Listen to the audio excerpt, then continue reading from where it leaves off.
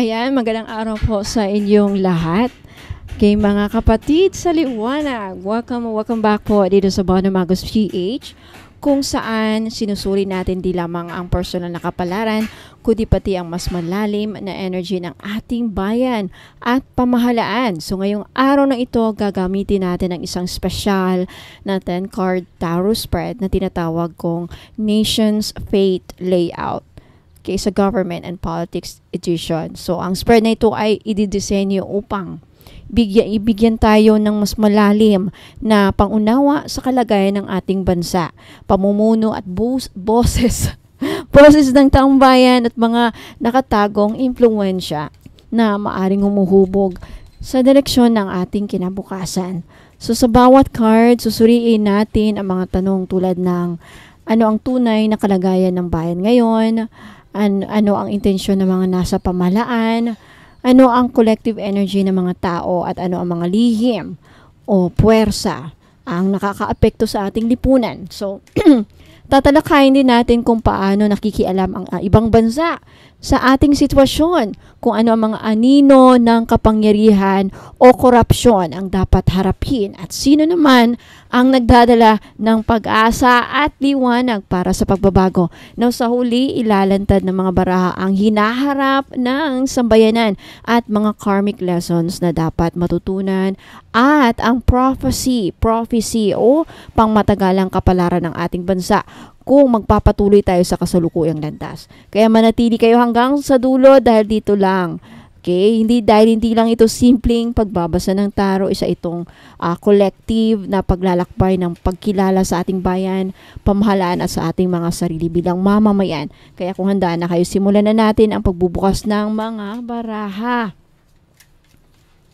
Bago ako magsisimula, ayan, ang mga tarot reading na ibinibigay dito sa Bono Magos PH, gusto ko lang pong sabihin, ay para lamang sa layuning pang-entertainment at inspirasyon. Hindi ito kapalit ng anumang professional na payo, legal, medical, financial, at psychological. At mga interpretasyon ng baraha ay nakabatay po sa energy, symbolism at intuition at dapat gamitin bilang gabay lamang sa iyong sariling pagninilay at pagpapasya. Alright, simulan na natin. Collective. Anong nangyayari sa ating bansa? Anong mga dapat nating malaman? Okay. Ayan. One last shuffle.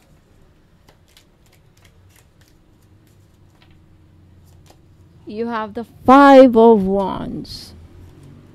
The Justice. Okay. The 3 of Wands. 6 of Cups. 4 of Swords. Okay. 10 of Pentacles.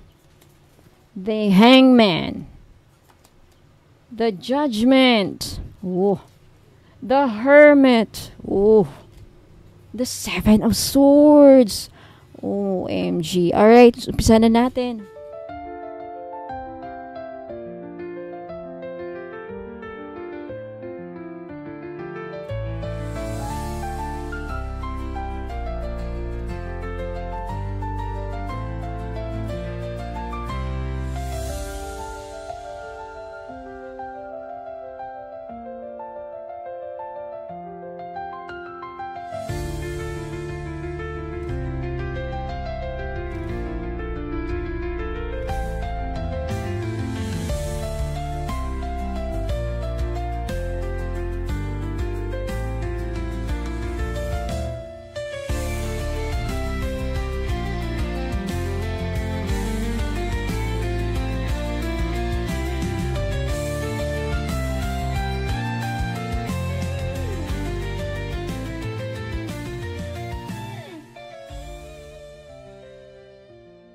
Alright, mga kababayan natin, umpisa natin sa question number 1. Ano ang tunay na kalagayan ng bayan sa energy ngayon? Okay, you have the 5 of Wands. So sa 5 of Wands, nakikita natin ang entablado ng sigalot, ingay at kompetisyon. So maraming gulong gumagalaw sa likod at harap ng kamera. Hindi ito tahimik na yugto. Ito ay isang panahon ng hamon, pag-aagawan at pagbabanggaan ng intensyon. Maraming gustong magpataw ng boses, maraming gustong manguna at maraming gustong pumigil. So sa kasalukuyang kalagayan ng Pilipinas, based sa barahang ito, ramdam natin ito sa pagsabog ng mga issue, right? Sa flood control at anomalya sa infrastruktura. So maraming balita na lumalabas na ang ilang proyekto ay ghost, right? Inilista na tapos, binayaran, ngunit walang actual na construction. So may mga magsusuri. May mga pagsusuri sa Senate, may mga hearings sa Kongreso, may mga report na nagsasabing maraming proyekto sa mga lalawigan ay ginawang for sale o kaya ay pinaliit ang aktual na konstruksyon kumpara sa nakatalang budget. So ang tensyon ay hindi lang sa pagitan ng gobyerno at mamamayan, may labanan din sa loob ng pamahalaan, mga whistleblower, depensa mula sa mga kontraktor, posibleng pagtatabingi ng mga ahensya na gustong maghugas ng kamay. May puwersang gustong itago, may nais ihayag, lahat ay nagsisigawan sa kapangyarihan at control. Now, ito ang card na nagtatanong. Okay? Tingnan niyo ang mesa ng laban sa ating bansa. Maraming puwersa at agenda ang nagsasalubong. Ano ang kalagayan ng bayan sa gitna ng ingay? You can invite them. Right? So, sa araw-araw nilang nakikita sa balita, ano ang nakikita ninyong tensyon? Ano ang mga grupo na nagsusubok makalusot sa dilim? Right? So, ayan. Punta tayo sa second card. Ano ang intensyon ng mga nasa pamahalaan? Ang lumabas, the justice. So, or saan dapat magsimula ang pananagutan. Alright.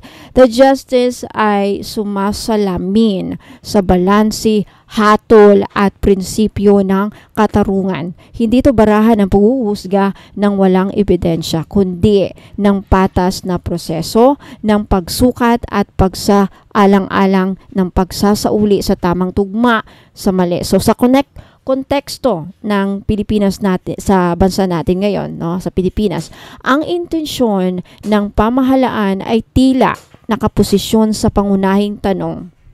Paano tayo kikilos upang panagutin ang mga nag-abuso sa kaban ng bayan? So may mga hakbang na nilunsad. No, si Pangulong Ferdinand Bongbong Marcos Jr. ay nanawagan sa mga lokal na opisyal na tumulong sa pagsugpo ng korupsyon at muling buuin ang tiwala ng publiko. Wait lang mga madam, pasensya na sa ingay.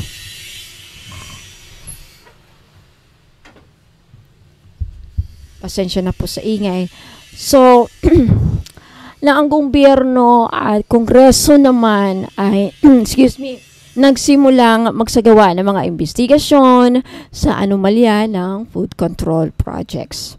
And mayroong paglalabas ng Independent Commission for Infrastructure, right? Isang fact-finding body na itinatag para siyasatin ang infrastructure projects mula 2015 pataas. Now, sa bangko naman, nirestriksyon sa malalaking withdrawal na 500 pataas ang ipinatupad upang masubaybayan ang flow ng pera at pigilan ang paglabas nito ng walang paliwanag. Pero ang babala ng justice dito, okay? Hindi sapat na may investigasyon. Kailangan ang paghatol na may integridad, hindi nagpapabor, right? So, kailangan munang linisin ang sistema. Ang ombudsman, mga hukom, ang COA, DOJ, upang hindi lang sinasabi na may hustisya, kundi may katibayan ito. Right? So, ano ba ang tunay na intensyon ng pamahalaan sa likod ng isyong ito? Right? Saan dapat magsimula ang pananagutan?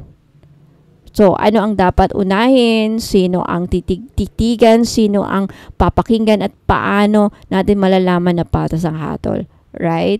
Let me know in your mga opinion, mga kababayan. Pwede na kayong mag-comment sa baba kung anong mga nasa loobin ninyo para malaman ng nasa itaas. Ngayon, ano ang papel ng ibang bansa? Ano ang strategic outlook? Ano ang planong hinaharap sa usaping panlabas? Ang lumabas dito, Three of Wands. Okay.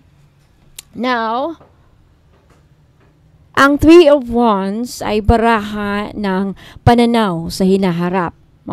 Pagtatayo ng pakikipag-ugnayan at paglalatag ng strategy. So, hindi ito baraha ng action agad-agad. Ito ay yugto kung saan tinitignan mo ang malalim na mapa, sinusuri ang mga posibilidad. So, sa Pilipinas ngayon, panahon natin ngayon dito sa ating bansa, maraming usapin na hindi lamang pambansa, kundi pangrehiyon at international.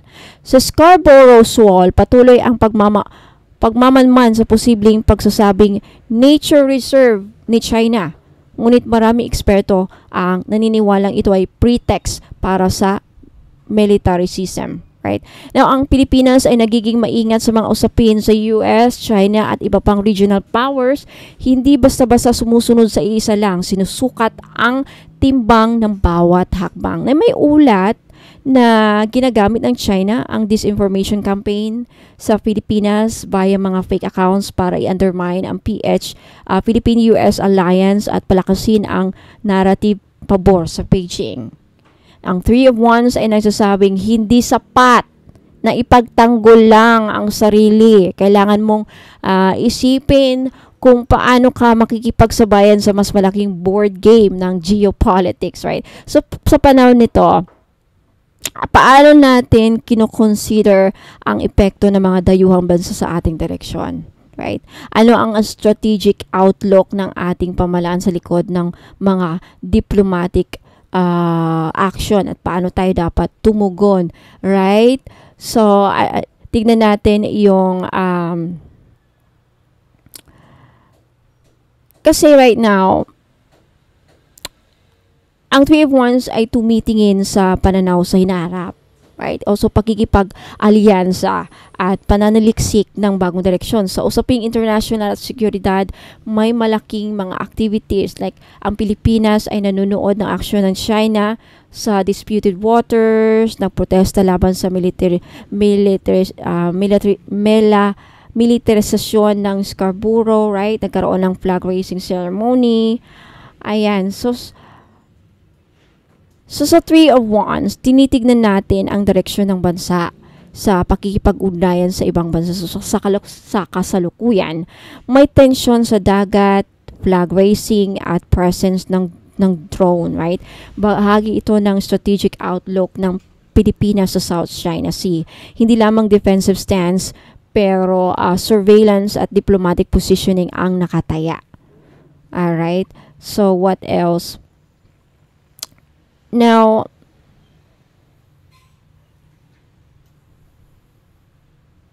okay, punta tayo sa ika-apat na ano ang damdamin, panawagan ng mga tao, ano ang collective voice ng taong bayan. Lumabas Six of Cups.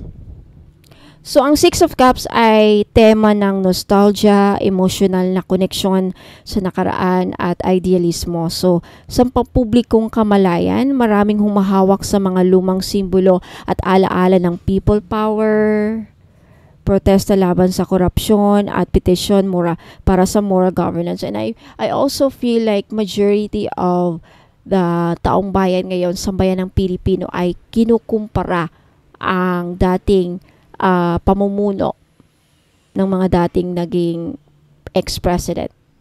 Most especially Tatay Digong, right? Nakukumpara na ngayon ang pamamalakad. Noon, naging nostalgia. Noon.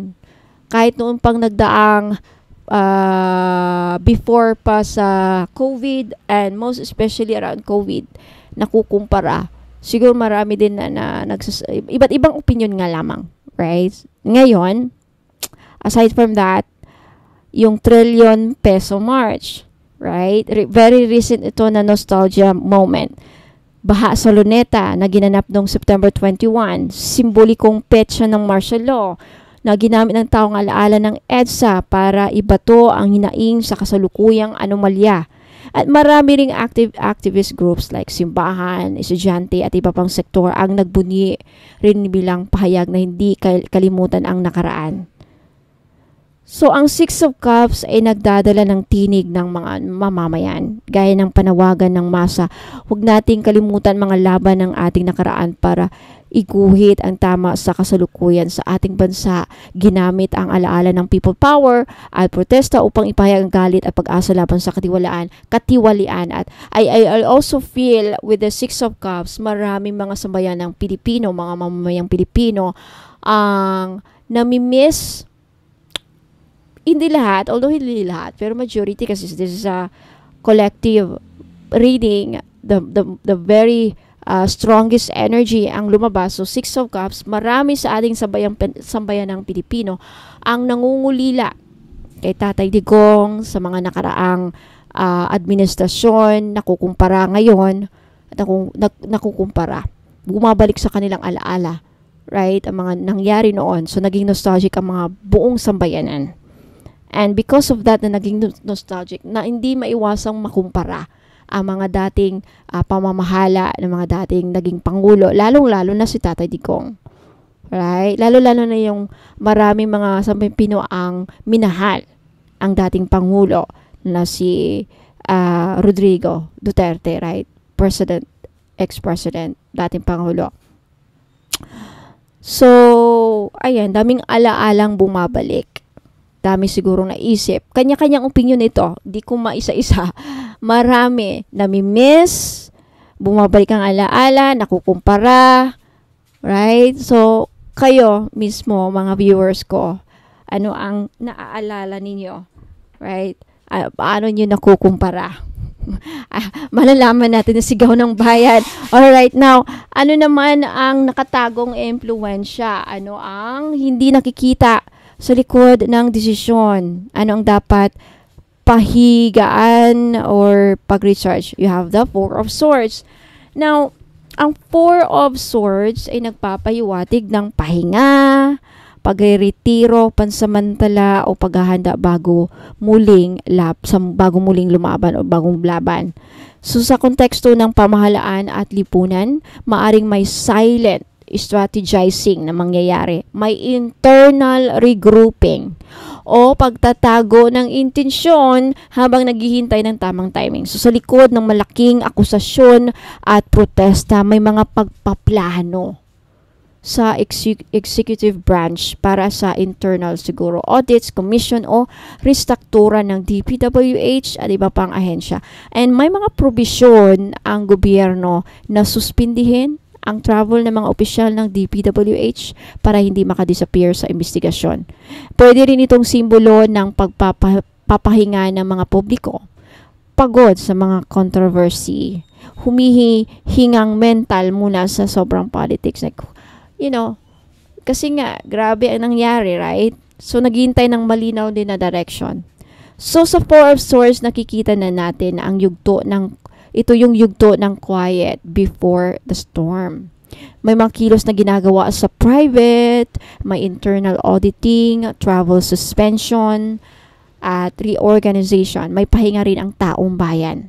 Pagod na sa ingay, pagod na sa mga bangayan sa Senate, pagod na sa paulit-ulit na bangayan, hearing, ayan. At yung iba nagmamasid na lang. Ngunit, hindi ibig sabihin nito na pagsuko, right? Ito ay paghahanda actually, pag-recharge at sabayang pagtutok sa tamang susunod na hakbang. Alright, so, ayan. Punta tayo sa next. Next.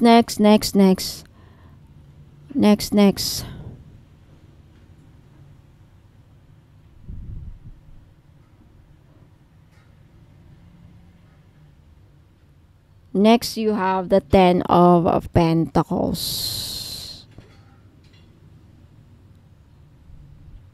Systems, ayan. So, usaping budget ito at integridad ng institusyon. So, habang contain ang inflation rate, punta tayo sa ang role ng mga instruktura, institusyon, at kayamanan ng bayan. paano nakaapekto ang pampublikong yaman sa kinabukasan ng bayan? You have the Ten of Pentacles. Ang Ten of Pentacles ay barahan ng legacy, institution, kayamanan ng bayan at ang ugnayan ng lipunan sa yaman. Hindi lang pera, kundi sistema, katatagan, pamana. So nagtatanong tayo dito, paano ginagamit ang kayamanan ng bayan? Saan ito napupunta? Sino ang kasali sa paghawak nito?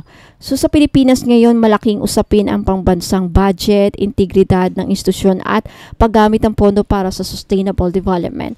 Sa taong 2025, pinirmahan ni Pangulong Marcos ang record na budget na 6.33 trillion. Pinakamalaki sa kasaysayan na may malaking bahagi para sa edukasyon at infrastructure. So, and sa kabilang banda naman, may uproar sa mga anomalya sa flood control at substandard project kung saan bahagi ng pondo ng bayan ay sinasabing nasayang o naabuso, right? Na upang tugunan ito, nilikha ang Independent Commission for Instruction, ICI, noong September 2025 upang siyasatin ang mga proyekto sa nakalipas na taon. Now, ang Ten of Pentacles dito sa kontekstong ito ay nagbabala. Kung hindi wasto ang pangangalaga sa yaman ng bayan, maaagnas ang pundasyon ng lipunan. Kailangan ng matibay na institusyon, COA, Ombudsman, DOJ, at iba pang ahensya upang masiguro na hindi lang may pondo kundi may resulta at integridad sa pamamahagi nito. So, yan ang tanong dito sa Ten of Pentacles. Saan napupunta ang kayaman ng pambansa? Parang alam nyo na ang sagot right? Alam na natin yung sagot. So, dito po, lumalabas dahil sa Ten of Pentacles, marami talagang pera ang bansang mamayan. Dahil sa tax natin, right? Tax to So, sa usaping budget at integridad ng institusyon, habang contained ang inflation year to date, sensitibo ang masa sa presyo at project. Halimbawa na lang, right? Nangyaring flood control probes, yan. Mahalaga dito ang interagency stability at tamang paggamit ng pondo. So, may nangyayaring political dynasties versus pangmatagalang yaman ng bansa. Ito yun ito yun. So, ang tanong dito, right? Ang tanong dito natin, saan napupunta? Okay, kasi we try na hindi na maulit ito, right? Okay, at paano natin matitiyak na nagiging mapapamana ito para sa lahat, hindi lang sa iilan? So, yan. Napunta tayo sa ano ang trajectory. Daloy na kailangang mabago. Anong kailangang i-reframe o isakripisyo para sa tunay na pagbabago? Lumabas ang Hangman. Na ang Hangman ay barahan ng pagbabago ng perspektibo. Yun. Pagsuko sa dating paraan at posibilidad ng sakripisyo para sa mataas na direksyon. So, ipinapahiwatig nito na hindi sapat ang ipagpatuloy ang nakaraan. May kailangang baliktarin, suriin, ihinto upang makamit ang paglago. Saan kaya pwedeng ihinto? Ihinto ang mga project na walang nangyayari. Ihinto ang pagbibigay ng pondo sa mga politics siguro. Opinion ninyo, mga madam. Sasabihin ninyo. Nasa Pilipinas ngayon, maraming sinyalis na kailangan ng rebalancing. Ang mabilis na pagbaba ng interest rates ng Bangko Sentral sa nakaraang mga buwan ay may kaakibat na usapin din. Kailangang timbangin ang paglalago at inflation, right? Ng paglikha ng ICI at ang sumbong sa Pangulo platform ay isang uri ng pagbabago. Sana nga. Isang pagsisikap na baguhin ang modus operandi ng transparency at pagbabantay. Now, sa larangan ng politika, may malaking shake-up. Courtesy resignations ng buong cabinet upang magkaroon ng reset sa pamahalaan. Now, the hangman ay nagpapahiwatig na kailangan nating i-reframe. Hindi lahat ng aksyon ay dapat tuwirang hataw, may yugto ng pagtingin mula sa ibang anggulo, ng paghihintay, ng paglilimit din. So, maraming may kailangang isakripisyo dito. Dating sigurong pamantayan, political system o figure, right? Upang matamo natin ang mas matibay na pagbabago. So, sa tingin ninyo mga madam, okay, your opinion lang sa mga nanonood dito, mga strategies or mga yan. Ano ang kailangan nating baguhin sa ating pananaw, patakaran o sistema upang makaalpas sa mga paulit-ulit na problema na nangyayari sa ating bansa, right? Ano ang kaya nating isakripisyo? Kararangalan ba? Kapangyarihan ba? Takot para magbago. Para may mangyaring pagbabago sa bansa, right? Napunta tayo na sa ano ang darating na hatol. Anong darating na hatol? Anong pagsubok ang haharapin ng bansa? Ano ang dapat pagbanggitin sa, ano kaya ang darating na hatol? Ang lumabas, the judgment. So, ang the judgment ay barahan ng pagbangon, reckoning, rebirth, at collective accountability. Dito nakikita ang pagsibol ng pagbabagong matapos ang dakilang pagsusuri. May mga dapat balikan, may mga dapat baguhin, at may mga dapat harapin. Now, sa Pilipinas ngayon, may mga elemento ng pagbangon at panawagan ng accountability. Ang malawakang kilos, protesta noong Setyembre, baha sa Luneta, trillion peso march ay sinasabing collective reckoning laban sa katiwalian sa flood control project. Yes. And may mga nagsusulong ng mass accountability, mga business groups, civil society, media na nagsasabing hindi lang dapat imbestigahan kundi may konkretong hatol talaga at parusa. Right? Okay. Now sa foreign relations, may strategy ng renewed external checks at kapangyarihan. Pag-monitor sa military system ng Scarborough, right? Diplomatic pressure laban sa nagpapalawak ng presensya sa disputed waters. And dapat may bagong yugto sa pamahalaan, hindi lamang pagsasang-ayon sa balita, kundi reorientation sa politics at posibleng administrative shake-ups.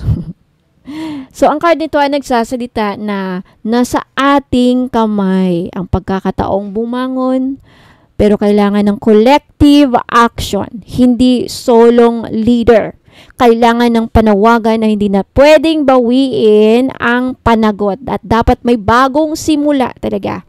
So, tanungin ko kayo dito, mga viewers, subscribers, anong hatol dapat darating sa bansa mula sa lipunan, mula sa kasaysayan at sa Diyos din sana. Na paano natin susuportahan ang muling pagsilang ng sistema at responsibilidad? Paano kaya tayo makikibahagi sa collective reckoning? Yan. Muni-munin muna. Alright, punta tayo sa ano ang kailangang ma-expose. Ano ang katotohanan na dapat makita. Saan tayo dapat magsaliksik. Lumabas, the Hermit. Now, ang Hermit ay barahan ng pananaliksik kalinawan din at tahimik na paghahanap at ilaw ng katotohanan. So, ipinapakita nito na sa gitna ng gulo, may pangangailangan na humimlay ng kaunti upang makita ng mas maliwanag yung daan. So, sa konteksto ngayon sa bansa natin, maraming issue itinatago sa likod ng propaganda, right? Disinformation, gagong balita, narrative shaping. Ayan, kailangan natin ng mga independent media fact checking, whistleblower protection, diba?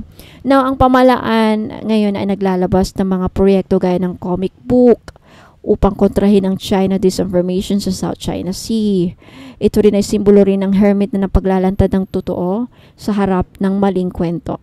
Now, sa larangan naman ng foreign policy, may lihim na usapan sa Taiwan, intelligence sharing at covert diplomacy sa pagitan ng linya ng China versus US balance.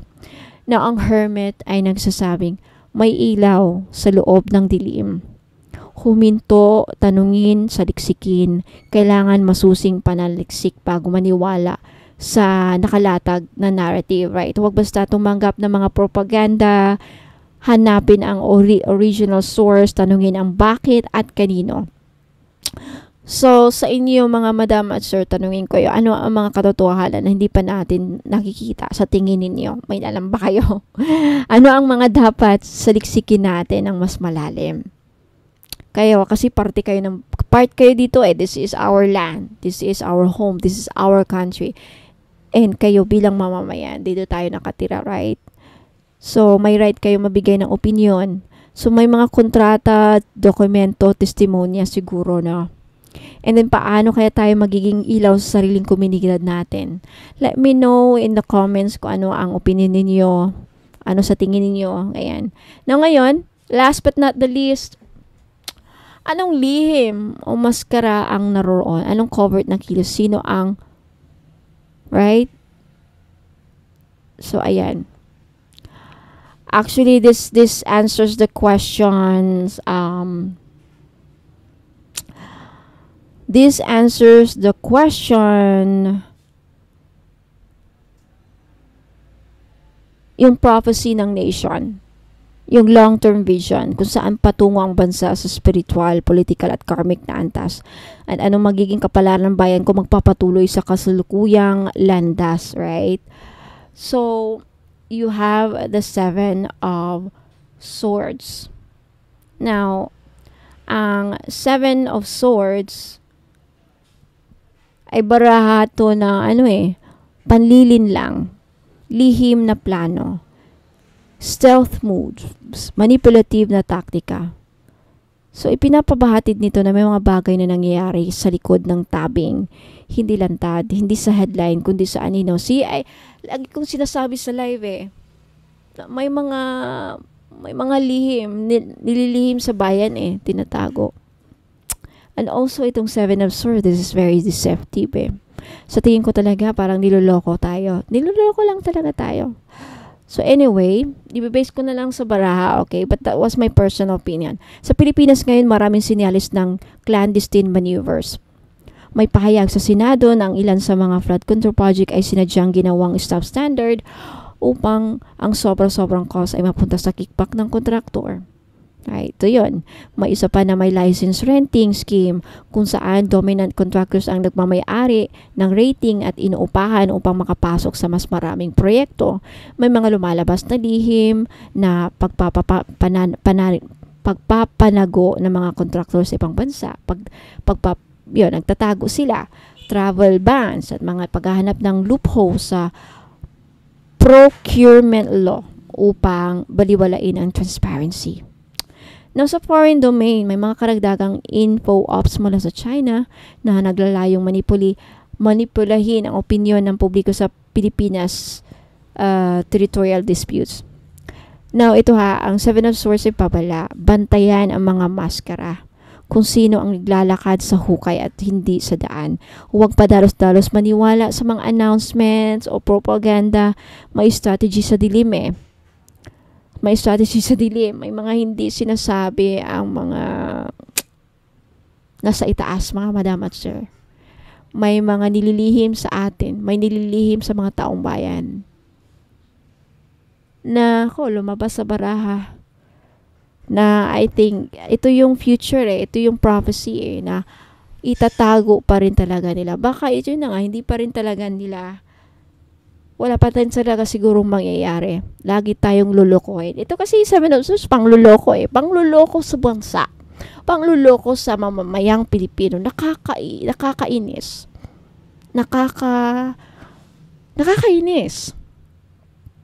Nakakainis, no? Pangluloko pa rin. Nagtatago, baka itinatago din yung mga ito na nga, 7 of Swords, itinatago yung mga dapat managot. Ito yung prophecy. Ito ang future. Ito yung prophecy ng politics. Ito yung mangyayari.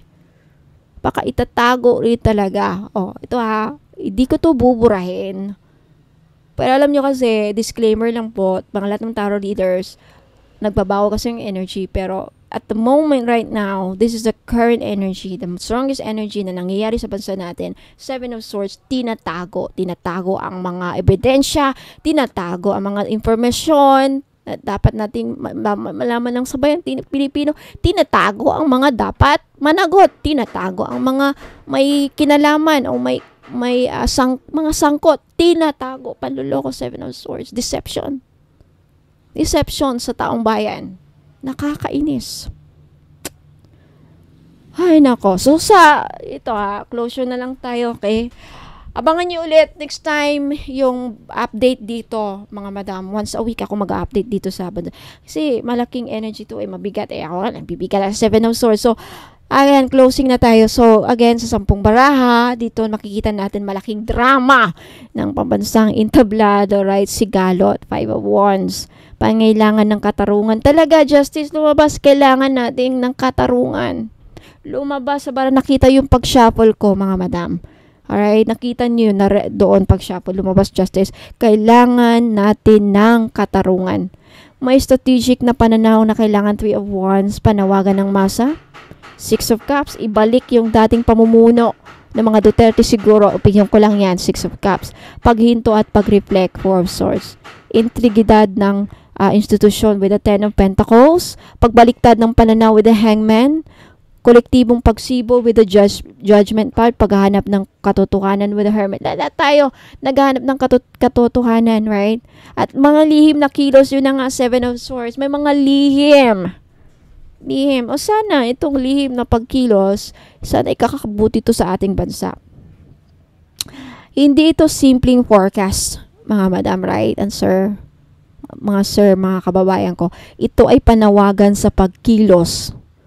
Humingi ng katarungan, magsuri ng mabuti, buksan ang mga mata sa manipulation. Manipulation, 7 of Swords, itaguyod sana ang integridad at makibahagi sa pagbabayani ng bayan. Sana nga may mga nationalistic politician, pero halos lahat may kanya-kanyang agenda. Okay, halos lahat na lang na walang nangyayari, right? But anyway, opinion ko na yan. I was just like, nibase ko lang sa baraha. Mga madam at sir, let me know kung anong opinion ninyo. Nagustuhan nyo ba ang reading ko? Medyo ba naliwanagan kayo? Ayan, nagkaroon ba ng recap? Alam mo, huwag kayo mag-alala kasi ito, nag-umpisa pa lang kasi ako dito. Pagagandahin ko pa tong layout at mas susuriin pa natin next time. Kaya sana sa mga bago dito, huwag kalimutang mag-subscribe. Makakaasa kayo na dito sa Buwan ng Magos, hindi lang ako magtataro sa mga zodiac signs, o mga love, mga career. Isasama ko na dito about sa politics, government, mga siguro iba pang mga public figures na interesado ang majority of the people sa Philippines. Napaka-importante. Right? President. Siguro, di ko alam. So, abangan ninyo. But, makakaasa kayo na next time, papagandahin ko pa ang layout, mas pagagandahin ko pa ang pag-explain ko, mas tutukuyin pa natin ng mabuti. Nag-uumpisa pa lang kasi. This is my first time, first video, first upload about government and politics. Sana magustuhan nyo. Let me know in the comments, mga madam at sir. At also, let me know kung anong next na gusto nyong i-upload ko. About sa government siguro, about artista or sino man. Let me know in the comments, mga madam. I would love to hear your suggestions or anything. Maraming. Now, sa mga gusto naman po magpa-private tarot reading, just in case gusto ninyo, nag-offer po ako ng private tarot reading. Puntahan nyo lang yung Facebook page ko, Bono Magos PH, may blue check, verified ni Meta, at mag-inquire po kayo doon. Maraming salamat po, mga madam at sir. Huwag muna kayong aalis, meron pa akong announcement. Sa mga gusto pong magpabook ng private tarot reading, ayan, hanapin nyo lang po ang Facebook page ko. Okay, makikita nyo dito sa my screen. Facebook page, Bonum Magos PH, yung may blue check, verified na po ni Meta. Okay, 1,000 pesos po, and it doesn't matter kung nasa ibang bansa kayo kasi ito ay online-based lamang. So, ang kailangan ko lang ay mag-submit lang po kayo ng 10 katanungan, mga 10 ipapahula nyo sa akin, at makaka-receive lang kayo ng isang short video clip para sa mga barahang lalabas. Wala pong Zoom calling, video calling, voice chat, or anything. Pero makaka-receive kayo of course ng result. Yung result is isang short video clip para sa mga barahang lumabas para transparent tayo, no? Para hindi nyo isipin na baka gawa-gawa lang yan. Ka-etos lang. So, malalaman nyo kasi makikita dun sa video ko ano yung mga barahang lumabas. And then, makaka-receive kayo ng another written format na message. Long message. Okay? Mahaba. Doon yung makikita yung mga sagot. Sagot kung bakit yun ang sagot sa mga pinapahulan nyo from 1 to 10. May kasamang guidance, may kasamang payo, at anything more na kailangan yung malaman. Based yun sa mga ipapahulan nyo ha. Okay, 1 to 10 lang. Okay, so, yan. Kung gusto nyo magpabook, again, magpunta lang kayo sa Facebook. Hanapin nyo po ang Facebook page ko, Bono Magos PH, na may blue check verified ni Meta. So, ang lead time po is within 3 days up to 5 days. Depende po kung ilan ang nakaschedule sa araw na yan. So, payment first policy po tayo. Para makapag-book kayo ng schedule, magbayad muna kayo ng 1,000 pesos. So, for more inquiries, more information, i-message nyo ako sa Facebook page po na Magos PH. Now, sa mga interested naman po sa aura reading, 1,000 pesos din po. Magkaiba po yun sa tarot reading.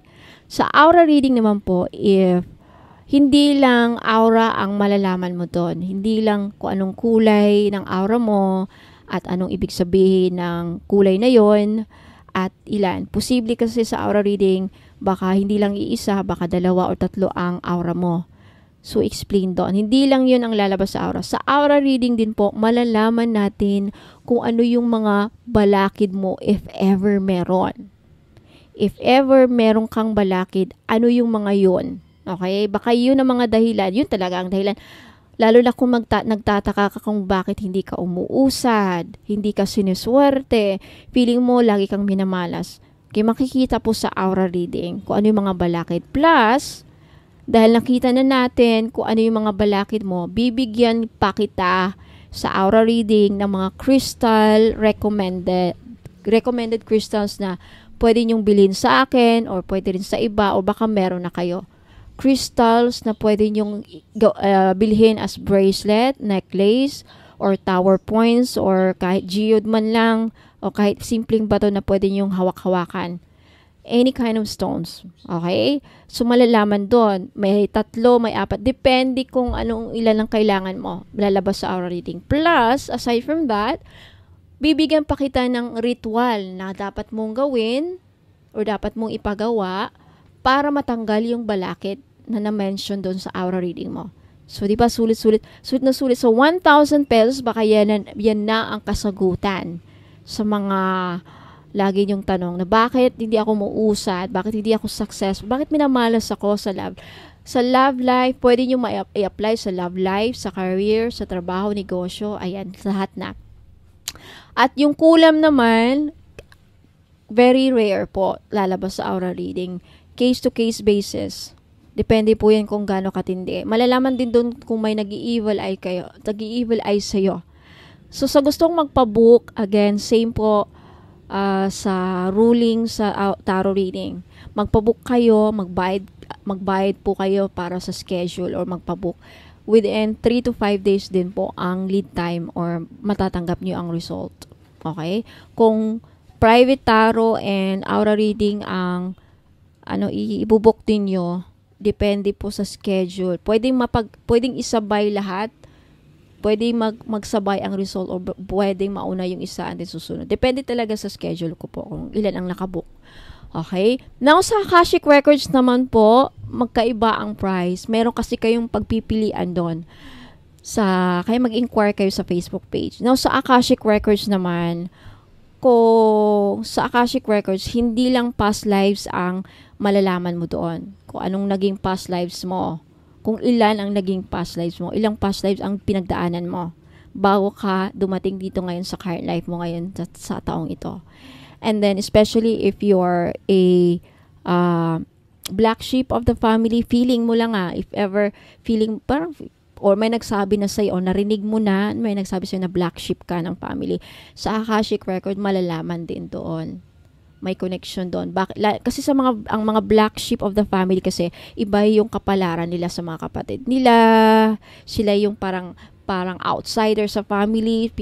Sila yung hindi naiintindihan ng community, or sila yung walang nakakaintindi sa kanila. Malalaman sa Akashic Record, maybe your special soul ka eh. And then sa Akashic Records, if interesado kayong malaman kung may mga spiritual gifts kayo, like kagaya ko, pagtataro, healer, shaman, o baka kagaya ka ni Madam Alec Baldwin na nagpipredict through visions, no, sa mga nakikita niya. Malay mo, kung curious kayo at meron kanyan, malalaman sa Akashic Records. Plus, pwede nating i-activate.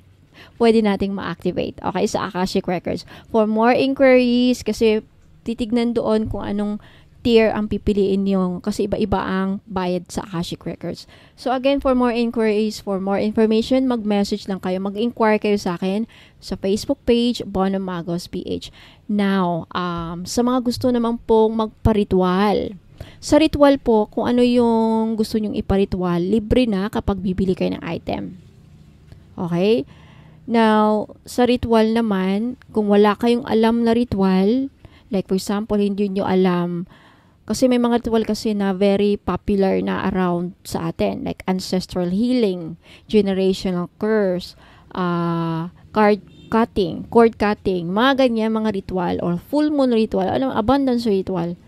Kung alam nyo na yan, pwede nyo iparitual sa akin. Kung hindi nyo alam kung anong ipaparitual nyo, let me know your story, let me know your problem, magkwento ka ng sitwasyon mo para ma-assist po kita na mabuti at malaman ko kung anong karapat-dapat na ritual ang para sa iyo, na para gawin para sa sitwasyon mo. Now, for every item, may libreng ritual. So, pag tatlo ang item na bibili nyo, automatic, you can avail 3 rituals of your choice. Okay? What is plus may distance Reiki pa. So, distance Reiki naman kalusugan lang. Okay. Now, sa mga gustong bibili, sad to say, mga taga-ibang bansa, wala po akong direct international shipping sa ngayon. Pero ang maisasuggest ko kung talagang gusto nyong maka-avail ng libreng ritual at then gusto nyo ring bumili ng item, libre na kasi ang ritual, sulit na yon. So, ang maisasuggest ko is ipadala natin muna dito sa kamag-anak ninyo. Dito natin ipaship kasi dito sa Pilipinas, nationwide ang shipping ko. So, kung may kamag-anak kayo dito, kapamilya, trusted friend, pwedeng sa kanila natin ipaship. And then, kayo na mag-usap kung paano nyo makuha yon. Papadala nyo ba niyan? O uwi ba kayo? Or something like that. Kayo na mag-usap. Kayo na mag-deal. Okay? So, kausapin nyo ako sa Facebook page po na Magos. Now, sa mga curious naman po sa testimonials, feedbacks, ayan, sa mga pinaparitual na mga clients ko, hanapin nyo lang sa Facebook page ko. Mag-scroll down lang po kayo doon or hanapin nyo ang album sa Facebook page ko, yung customers testimonials, mga customers feedback album. Makikita nyo doon, madami na doon. Okay, so ayan po. Now, sa mga gustong bumili ng mga product ko para makabil ng libreng ritual, wag muna kayong alis kay dito kasi may ipapakita po ako, kaya napaka-importante muna kayong alis, magbabalik po ako. And again, wag niyong kalimutang mag-take ng screenshots sa mga item na gusto yung bilhin para malaman natin kung ano yung gusto mong bilhin. So, ipadala yung screenshot sa Facebook page ko, Bono Magos PH. Yung may blue check, verified na po ni Meta. DTI and BIR registered po ako, kaya makaka-receive po kayo ng resibo, acknowledgement receipt, sales invoice, pag nakabili kayo ng item. Automatic matatanggap niyo yan upon delivery sa kasama ng item na in-order niyo. So, what else? I think that's it. For more inquiries, ayan, magtamagok po kayong mahiyang magtanong sa akin sa Facebook page, Bono Magos PH. And again, huwag niyong kalimutang mag-take ng screenshots sa mga item na gusto yung bilhin para malaman natin kung ano yung gusto mong bilhin. So, ipadala yung screenshot sa Facebook page ko, Bono Magos PH. Yung may blue check, verified na po ni Meta. DTI and BIR registered po ako, kaya makaka-receive po kayo ng resibo, acknowledgement receipt, sales invoice, pag nakabili kayo ng item. Automatic matatanggap niyo yan upon delivery sa kasama ng item na in-order ninyo. So, what else? I think that's it. For more inquiries, ayan, magpo po kayong mahiyang magtanong sa akin sa Facebook page, Bono Magus. Alright, so sa mga naghahanap po ng mga power bangle rings, ayan, meron akong collection. I have carnelian for career and motivation. So, kung hinahanap mo ang bato na magbibigay ng apoy sa loob mo, para magtagumpay sa career at personal goals, si carnelian ang perfect na kapartner mo. So, isa itong stone of courage at motivation na parang personal coach na laging nag-uudyok sa iyo na kumilos. Kung ikaw ay madaling mawalan ng gana, tinatamad o nahihirapang magsimula ng bagong proyekto, si carnelian naman ay tutulong magbigay ng spark of energy para bumangon muli.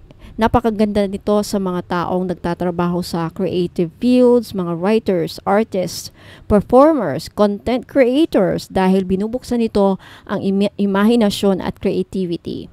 Pinapalakas din nito ang self-confidence kung may presentation ka, interview o kailangang ipakita ang leadership skills mo sa trabaho, tutulungan ka nitong mag-shine.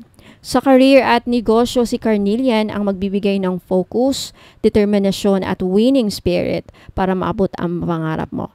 Para itong apoy na hindi namamatay, laging nagbibigay ng init, inspirasyon at lakas ng loob para magpatuloy. Now, meron naman tayong green agate. Ayan. Kung makikita nyo sa kulay, parang blue, right? Pero in person, in actual, green po yan. Okay, resulta lang yan sa photo. Okay, so green agate for money and opportunity. Kung nais mo naman ay abundance at financial stability, dito ka kay green agate. Okay, ito ang tinatawag na stone of prosperity at growth dahil parang halaman na itinanim mo. Unti-unti pero sigurado ang pagbubunga. So, dinadala nito ang energy ng swerte at bagong oportunidad sa negosyo, trabaho, at kahit anong investments. Kaya tumutulong ito para magkaroon ka ng wise decision-making sa pera. Kaya, mas nagiging maingat at matalino ka sa paghawak ng mga finances mo. Pinapakalma rin ito ang isipan mo para mas makapag-isip ka ng strategic plans at makapagdesisyon ng walang itakot o overthinking.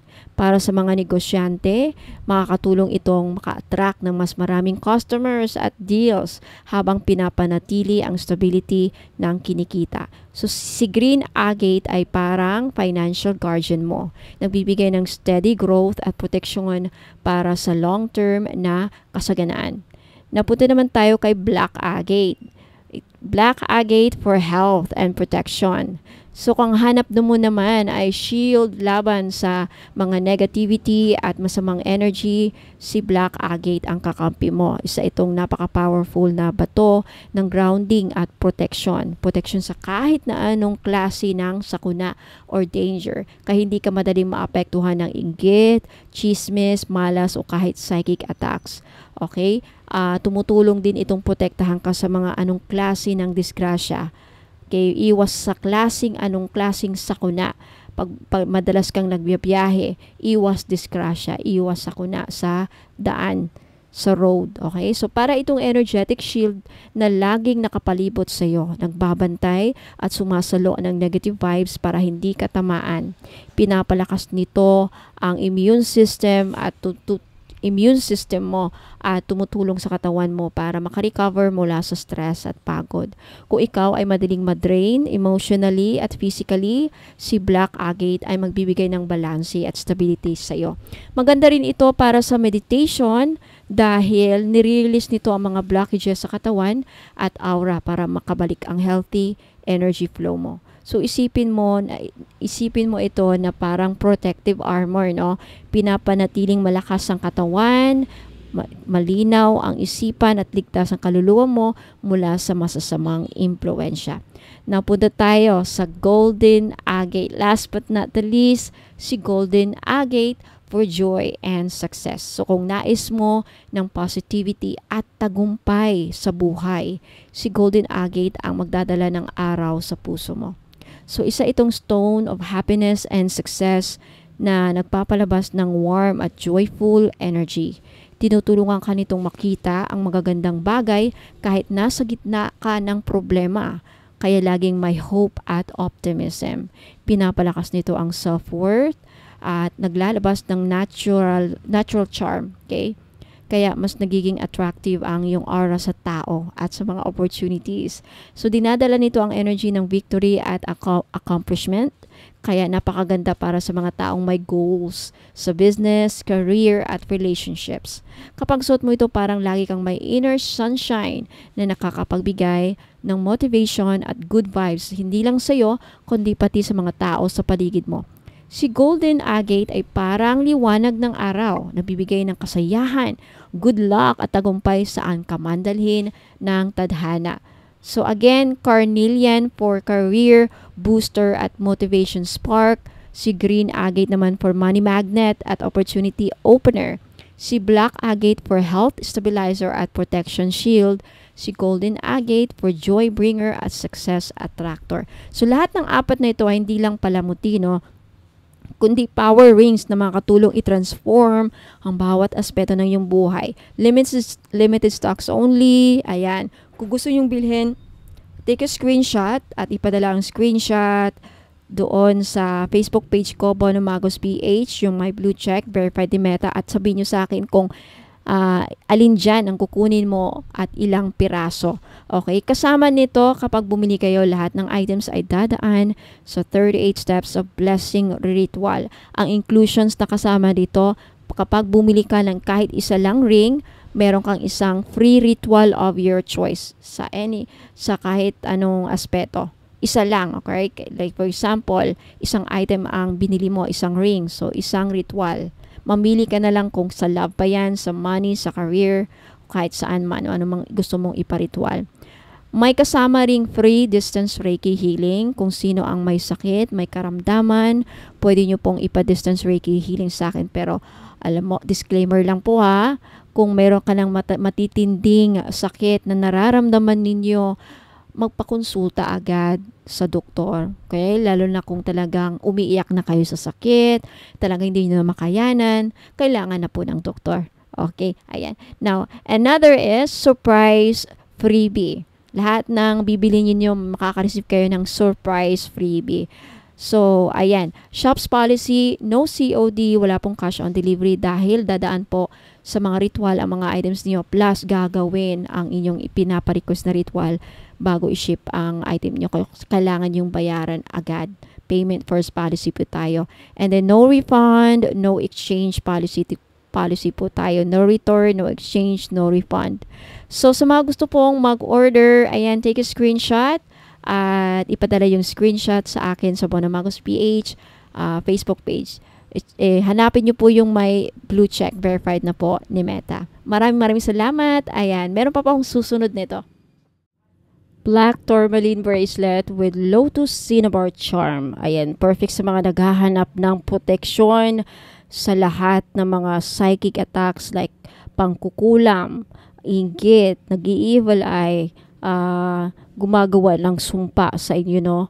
Maganda itong proteksyon laban sa mga black magic, mga masasamang ritual na balak gawin sa inyo, na may kasamang lotus cinnabar. So, ang black tourmaline ay isa sa pinaka makapangyarihang protection stones laban sa negative energy. Again, like kulam, inggit, at bad vibes. Para itong energetic shield na sumisip-sip at nagtatransform ng negative energy into positive energy. Ang lotus cinnabar charm naman ay simbolo ng spiritual awakening at paglilinis ng kalooban.